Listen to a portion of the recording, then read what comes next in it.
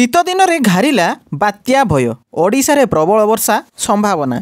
शीत दिन रे घारिलाणी वर्षार भय छानिया हेलेणी चाषी। शनिवार 22 तारिख बेलू बंगोपसागर में आसूची लघुचाप। जदिओ बात्या नहीं कौन स्पष्ट सूचना आसी नहीं, तेबे लघुचाप प्रभाव में उपकूल और दक्षिण ओडिशा रे प्रबल वर्षा हेबार संभावना रही। शीत दिन में लघुचाप को नहीं समस्ते छानिया।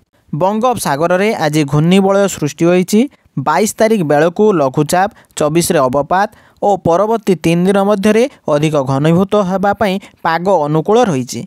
यह पश्चिम उत्तर पश्चिम दिग को गति करी घनीभूत हो दक्षिण बंगोपसागर में बात्यार रूप नेबा संभावना रही।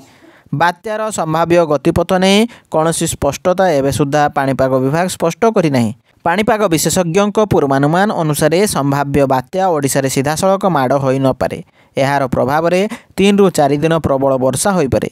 बात्यार प्रभाव आंध्र और तमिलनाडु उपर पड़वा संभावना अधिक।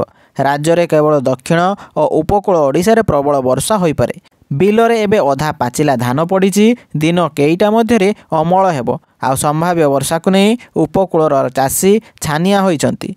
पुरी जिला सत्यवादी ब्लॉक महुरा पंचायत बागलपुर समेत आखपाख अंचल में 700 एकड़ अधिक धान फसल करिसेंती। आ वर्षा खबर शुणी चाषी छानिया होइचंती। अस्तरंग व काकटपुर रे चाषी से धान फसल काटिबा आरंभ करिसेंती।